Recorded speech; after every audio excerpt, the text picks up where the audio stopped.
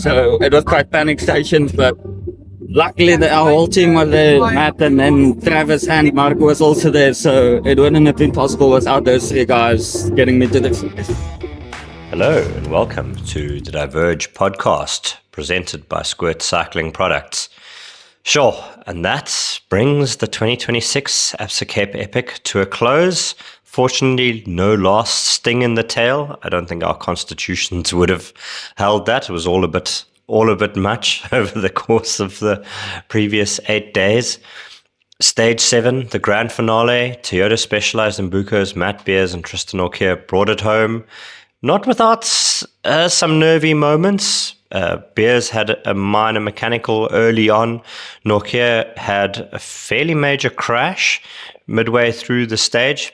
And yeah, that made it nervy, but eventually they did more than enough to seize yellow from Villa Vittoria's Luca Brado and Simonio Vendetto on the last day, becoming the third team to win on the last day, to go into the last stage with a deficit, turn it into an advantage, and to win the race. They are, of course, the first All-African team to win the men's race, and Matt Beers becomes the fourth. Well, he wins his fourth race and is now on his own, clear of Nino Schurter, Yaroslav Kulhavi, Stefan Sam and Ariane Luti have all won three, one behind Carl Platt and Christoph Sauser, the legends of the race, and two behind Annika Langfat on her 6 titles. Women's race, Candice Hill and Alessandra Keller brought it home safely.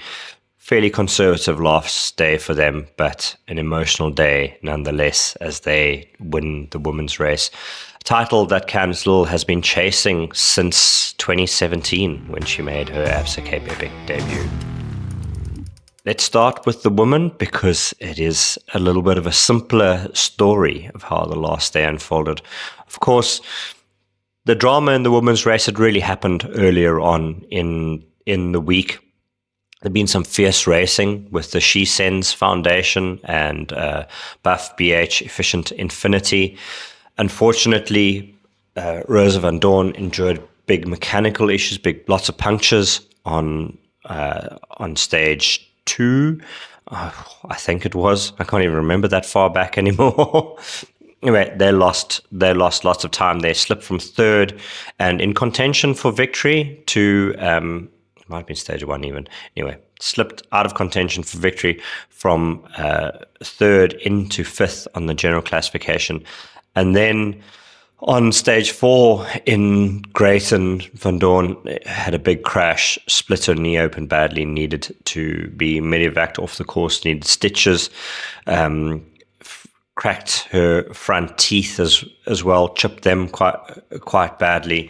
It was good to see her back at the race, in the back end of the race on Sunday, wandering around, congratulating Vera Laz on finishing the race. But yeah, sad to see that she wasn't able to finish and not able to take the fight to the Thomas Max and Sabi and She Sends Foundation teams. On stage 5, the big transfer stage, where the women started at Beaumont Wines, finished in Stellenbosch in pretty horrific conditions early in the morning with lots of rain. On that day, Greta Seerwald picked up a bug, started to struggle, especially on the final climb up to the Lawrenceford Neck in the rain. They ended up losing 9.5 minutes on that day to the eventual race winners. And the next morning or overnight, she developed a fever. The next morning, she rolled over the start line so that her teammate, Kate Courtney, was able to race in the women's race. Obviously not a lot affecting it, riding on her own, but just meant that Courtney could ride the women's race still and didn't have to start in C-Batch as she did on the final day. But that robbed the women's race of 2 of the 3 main protagonists, and kind of, yeah, I don't think the victory is hollow in any way, because they had soundly beaten both of those teams, or were well ahead of both of those teams. But still, Lillian Keller would have preferred to have raced both Van Dorn and Laza, and as well as Courtney and Seerwald all the way to the grand finale. As it was, Their closest competitors on the final stage were the Massey ISB Sports pair of Monica Calderon and Tessa Kortikas. Calderon maybe didn't start the race in the best form. Kortikas was upset about it. Maybe training, maybe illness. Wasn't really clear. I'm not sure how the two of them communicate. If they communicate in Spanish, Monica's English is not fantastic. Tessa Kortikas does, of course, live in Spain as well. She is a former Spanish marathon champion, a real enigma in world cycling because she races under a Dutch license, but has been the Spanish champion. I've never quite understood that. Never got to the bottom of how that is possible. But anyway, they had a strong finish to the race. Ended up coming second to Lillian Keller on the last day. Kemchamp Honeycombs, Hayley Preen, and Hayley Smith were third on the final stage, 4.5 minutes behind the day's winners and the overall race leaders. And that was enough to make sure that they were second overall. Tapado, FSA, Kenda were third overall. Had kind of struggled a little bit through the last part of the week, but had been consistent early on, did enough to hold off Simtech.net. It was much easier when they were just eFort. Simtech.net's Margot Moschetti and Claudia Peretti, who were fourth overall. They were third on the last stage, and Massey ISB Sport completed the top 5 placings in the women's general classification. That meant that Candice Lill and Alessandra Keller won 7 of the 8 stages. It was only that stage 4 in Greyton where She's Hens managed to outrace them a little bit with perhaps some questionable tactics. But it was only on that day that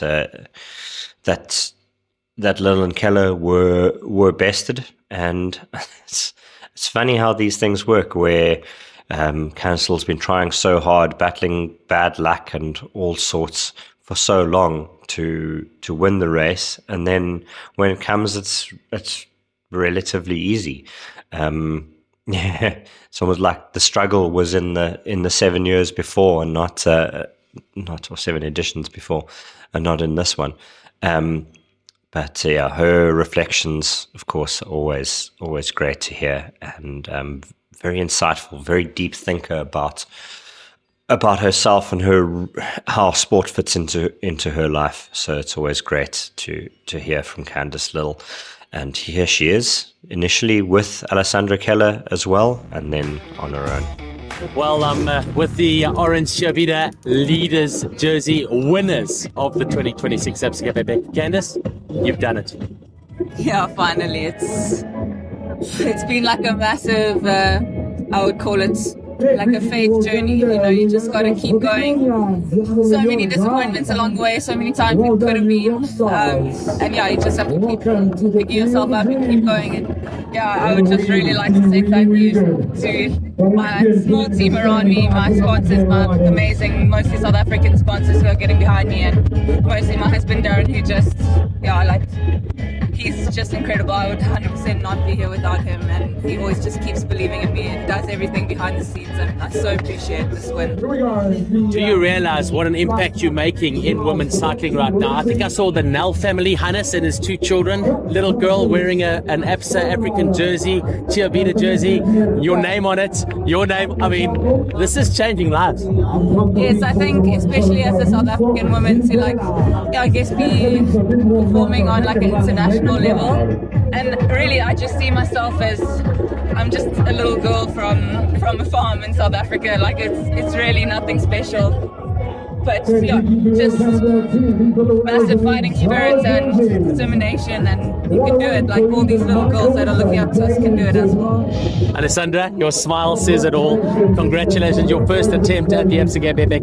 You've come away with the 6 stage wins and the overall GC title. Amazing. It's amazing. I'm really proud of the team. I'm really proud of every single person. And, I'm actually most proud of Candice that she finally got to win this. And I mean, she's the perfect example. If you don't give up, you will eventually get what you want. But you just have to stay focused, believe in it, and just like, yeah, whatever you can influence, you will influence. And, yeah, you said it. She's a good example to look up to, and I hope, the young ones also can get inspired by us, by Candice, by me. We see a lot of chat out there on the social media. This new format has had pros and cons, but certainly more pros than cons. You guys have really enjoyed this format. 100%. To me, it's the best change that they could do because, I think it would have ended in the same situation, but just like more gaps between. And I think the first 5 stages we really showed that the women, we rode it like men, eh? We were punchy, we always like fighting for positions, maybe a bit harder. And I think that's what marathon needs to be about. And I think the fighting spirit and like stuff that can happen throughout 8 days is anyway there. And what I'm actually really proud of is that we didn't have any conscious, any mechanicals, everything worked. I mean, how smooth can it be? So yeah. Candice, media is always a big pressure. You've just won the race. Emotionally, you wanted to tick boxes, speak to family, but this media this year has been phenomenal. And it's been a year where you have been really dominant and now taken the title. This is just so good for mountain biking in general, isn't it? Yeah, I think as Alessandra said, with the new women's format, it just made the racing so close, so exciting. And really, I mean, I think, as she said, it was as similar to the men's as we could get, and definitely the hardest race I've done. Even though the racing's been shorter, like we went super hard all the days. So I think hopefully that just brings like all the excitement, and the close racing brings more media, brings more fans, brings more sponsors to the sport, and grows it actually from the bottom up as well, that it makes a way for the younger ones to enter in as well. It's been a long time coming, but at the same time, I don't feel that I deserve something. You've got to work for everything that you get. And I think, I don't regret the whole journey that it took to get here, because it just made me stronger. It made me keep believing, knew what I was capable of. But sometimes, you've got to go through those deep, dark situations to get to where you are, what I achieved today. And I think it just makes it sweeter. And I'm very grateful for everybody around me that helped me to get here. Just how important is it to you mentioned it a couple of times, to be true to yourself, to be the person that you are in chasing this success? I think you could have been more aggressive, you could have changed how you behave on and off the bike to get to it. Yeah. I think that speaks massively to you. Yeah, I think I have very strong values also because of where I grew up and the way my parents raised me, and also what I believe. And I guess there's been questions along the way of will I actually achieve what I want to achieve if I'm not super competitive and cutthroat and win at all costs. But I always just believe that without that stuff I can still get there. And step by step, I guess I started proving it to myself, and I think it made me stronger in a way, because I think I thought that I had to be those things, and then when I started achieving it and I didn't have to be those things, then I really lent into it. And I think for anybody wanting to achieve success, there's no one way to do it. There's no one way. You have to be yourself, let it shine through, know your strengths and weaknesses, and just go for it. Take this confidence into the World Cup season now. Yeah, definitely. A win like this is always a big confidence boost. But again, I mean, it was such a pleasure to race with Alessandra.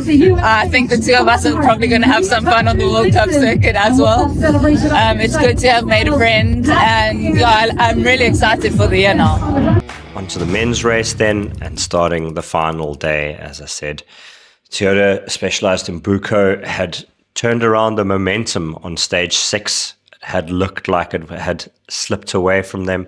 They 150 down, and then turned it all around on the last day. Luca Braido of Villa Vittoria was clearly struggling. Had maybe been struggling on stage 5 already, but was still strong enough to stick with them, and then in the end use his cross-country firepower to win that stage, to add a little bit more time on stage 5.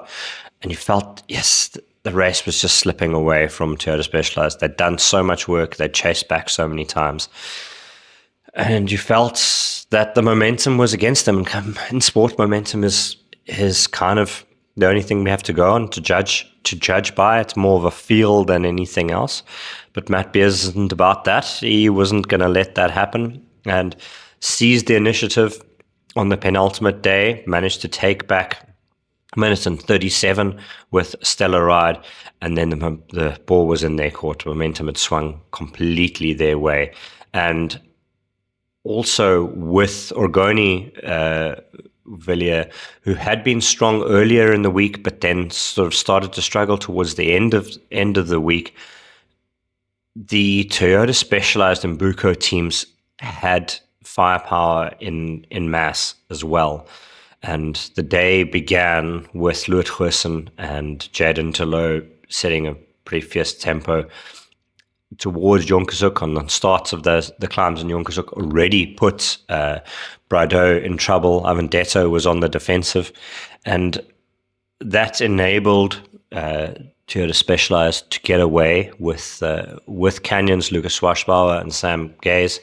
Matt Beers dropped a chain, had to stop to put it back on. The yellow jerseys caught up and passed him, but he just went flying right past them on those Jonkershoek contour roads, those high contours they were traversing across towards the eastern part of the valley where Never-Ending Story is. Descended down there, climbed back up again, gained time. Just it looked like it was all going their way. And then Tristan Nokia had a pedal strike, went down really hard on his elbow, and his knee was bleeding quite badly out of his elbow. Confessed not to being able to push much power on the pedals. The stress was on again, and they had a minute and a bit lead at that stage, and coming back towards Kutsenberg, where the race looped over the top of the race village, at the Erkieskloof Dam, just above the race village, where you could see the finish line ahead of the last 15 seconds. On that Bergpad, Brado and Avendetto pulled it back to somewhere between 30 and 40 seconds, and it looked like they might be able to bridge across, shut it down completely. And fortunately, Beers was still strong. He pushed, he cajoled. Travis Stedman and Marco Hubert were there. They motivated. They paced on the front every time it was flat enough for that to make a difference. Obviously, they couldn't push Nokia themselves, but yeah, it was a hell of a battle, a hell of a nervy moment, and it was not surprising that there were tears on the finish line at the end of all of that. Ahead of them, Lucas Schwarzbauer, Sam Gaze charged to victory on the final day. The Canyon pair riding their unreleased, updated bikes. It's going to be exciting to see exactly what Canyon have in store there. It looks like an update rather than a complete redesign of the Lux. But yeah, clearly a fast bike, clearly a very capable bike as well. They are the only team who have won 3 stages in the men's race in the 26 Absa Cape Epic. A little probably tinge of disappointment for them that one day of bad luck sort of put them out of the GC picture. But yeah, Sam Gaze was pretty philosophical about it afterwards as well. They ended up finishing 3rd overall after an up and down week, 3 minutes and 33 seconds behind the champions of 2026, Toyota Specialized and Buco's Matt Beers and Tristan Nokia. Luca Brado and Simone Avendetto, you've got a feel for them. Second for the second year in a row, and the gap was around 45 seconds for most of that last 15 kilometers, and then right at the end, when they realized they couldn't bring it back, they took their feet off the accelerator as well, and it ballooned out a little bit, another 15 seconds or so. And yeah, Travis Stedman and Marco Hubert were able to finish the final stage in second place. Then Matt Beers, Tristan Nokia crossing the line behind them in third to win the race overall. There was a nervy little countdown, though Matt said he wasn't nervous. Villa Vittoria were fourth on the day, 2 minutes and 26 seconds behind the day's winners. So in effect, that was 1 minute and 18 seconds behind Toyota Specialized in Buco.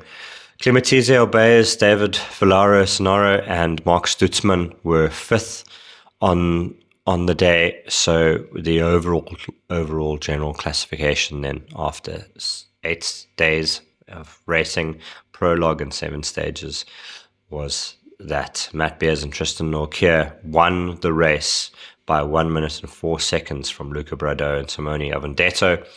Canyons, Lucas Schwarzbauer and Sam Gaze were third, 3 minutes 33 seconds back. Clematese Obeys, David Villaro and Mark Stutzman were fourth, 12 minutes and 8 seconds behind the race winners. They'd been up there in that mix, just seconds behind at one point in the race as well, before starting to lose time in the latter half with punctures and just probably a bit of fatigue as well. Buff, BH, Wout Alleman and Martin Stosek, also the winners of 2 stages.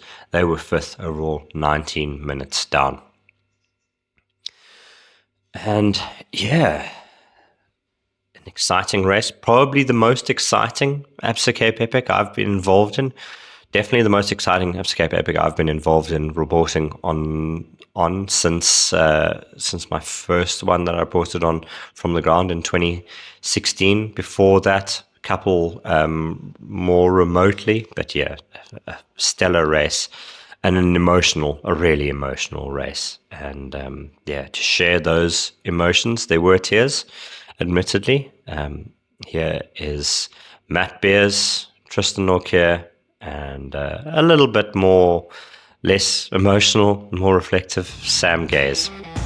Describe your feelings now after winning your 4th title. How does that compare to Chris Eddie? Yeah, this is my new better crop.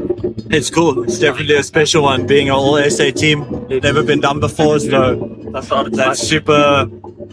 It's a really cool moment, and it's what we've been trying to do. I mean, what a lot of South Africa's been trying to do for a long time. We finally got it done. Just a few words about your partner who was really brave out there after the crash. Yeah, obviously Tristan has ridden amazing all week, same as the team. Travis and Marco and Jaden and Lewis also did a great job this morning. And yeah, all in huge effort. Tristan obviously made it harder for himself, crashing pretty hard. But yeah, he got it done, and it shows true character, and shows that he was the one who deserved The stage was a big gap, but then they seem to be closing back on you towards the end there. Were you aware of how close it was getting? Yeah, we just had to keep the pressure on them all day, and I knew that it would be hard to close like 15-20 seconds, and you don't have to put in a massive effort to close 30 seconds. As long as we just kind of kept that going the whole time, I knew we could kind of keep it, and that's exactly what we did. 4 victories now on your own in a little bit of an interesting place. Christopher Parler up ahead with 5, 3 behind you, Yaroslav Zeno. How are you feeling at the moment? But uniquely, you're the person that won them all with different people. Interesting. Yeah, obviously I don't know too many of those stats, but I think I'm one of the only guys with 4 wins, I guess. So that's pretty cool, and 2 more to be the most winning. Shit, I don't know. I'm running out of years, but we'll give it a shot. Tell us about Tristan this week. You've known him for a long time. We talked about that earlier in the week as well. You've known him since he was a youngster. And I think Tristan is unique in how deep he can dig and how deep he will be willing to dig for you. Obviously, we started a team together when I won my first Epic the next year, so 2022, and we won quite a few races together already then when he was young, and yeah, it's cool to be full circle and win the biggest race of them all with him again. So, yeah, it's special. For the South African, you know, when winning the epic means for your career, you know what Tristan is about. Yeah, it's mega. I hope it opens some big doors for him, like it did for me. I think it will. And yeah, it's just the beginning. He's young. At least he got it done now when he's young, so he's got a few more years of opportunity to really prove himself. Yeah, I've sacrificed a lot for this. Yeah, especially like we've had so much bad luck, and we had good legs the whole week, but we had to chase back so many times and just never gave up. But got time back yesterday, and then knew we could do it today. But yeah, like just off the August, I had a massive crash, and I hurt my arm quite bad, and then my leg also. So my whole right leg went numb, and I couldn't get power out. So it was quite panic stations, but.